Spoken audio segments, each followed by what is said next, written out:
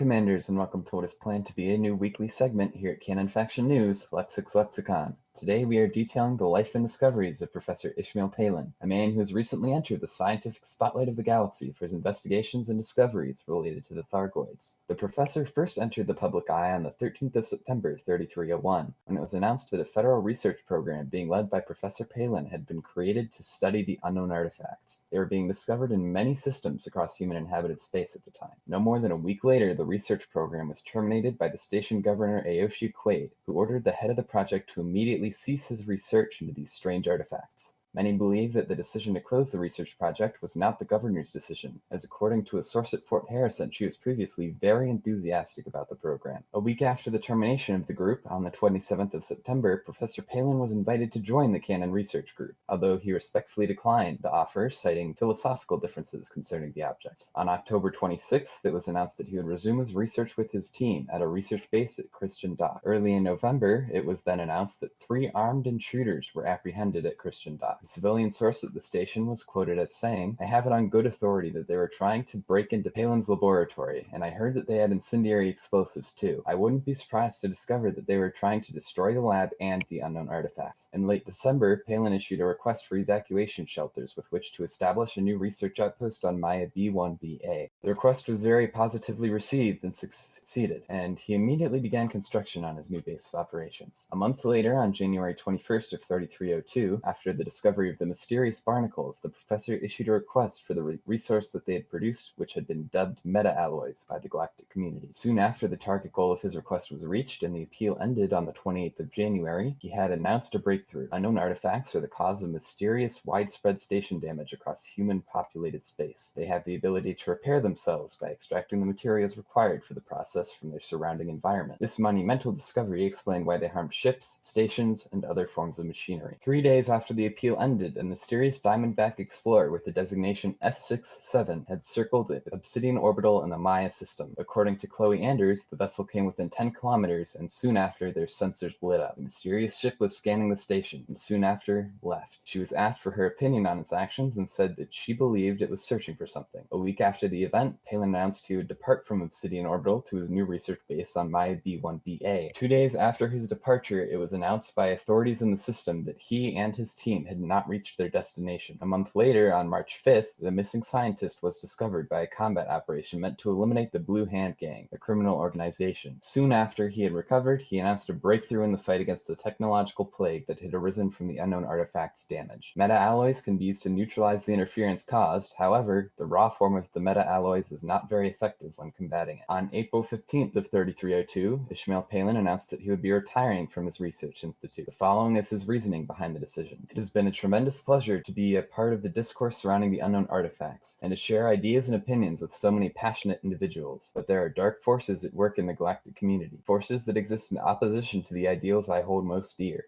and I lack the strength to continue fighting them. I have therefore decided to relinquish my directorship of the Palin Institute to Professor Cora Shaw, who has for many years been my closest ally. I have every faith in Professor Shaw's ability to lead the Palin Institute to even greater heights, and to uphold the ideals for which it stands. I fully intend to continue researching the unknown artifacts and meta-alloys, albeit in a more inconspicuous fashion, at my personal research center on Maya A3A. Those who wish to visit me are very welcome to do so. There's nothing I enjoy more than spending time with those who share my interests." In October of the same year, Palin had then announced yet another scientific development. He had found some previously undiscovered properties of the meta-alloys that could create robust new materials that could be used to great effect in combat ships. A day later, the Federation blockaded Palin's research base on Maya A3A. After this, Palin was silent until the 16th of January of 3303, when he commented on the sighting of alien ships that we now know to be the Thargoids. He noted a very obvious visual connection between the ships and those which had been found on planets throughout the Pleiades. On June 16th, the ships were confirmed to be Thargoid by Professor Palin, whose data was later seized by the Federation in an attempt to ferry it to a federal research facility, but the ship carrying the data was attacked by Thargoids when it was moving to its destination. In early September, it was announced that the federal blockade against Palin would end and that the Federation's capital ship above his research facility would be withdrawn. That brings us up to just a few weeks ago when Palin announced an appeal in cooperation with the Aegis Research Group for Thargoid materials and computer components in order to develop scanners to provide more meaningful data on the Thargoid ships. The appeal has since concluded and granted commanders access to the new Xenoscanner utility, which provides much-needed data on the Thargoid vessels, including new variant designations, as well as detailed images of the logos found above what is theorized to be the cockpit of the vessel, as well as details on the ship's internals, which reveal the mysterious heart subsystem, the purpose of which remains unknown. And with that, we end our first in a series of segments of information meant to keep commanders up to date on the most important figures, objects, and happenings in the universe. And now, a quick warning from the Canonn Institute regarding interaction with the Thargoids. You can't fly safe if you can't see, or if that fancy new hand is just post-pre-retro modern art. Regardless of the efficiency of the new defensive measures, cannoneers with cybernetic prosthesis required for flight operations are advised to install power cells and relays to be switched to during a Thargoid EMP incident. ADNAM B20 series and Jenker's neurocell components are advised by the Institute. That's all, Commanders. This is Lexic Mice, signing off.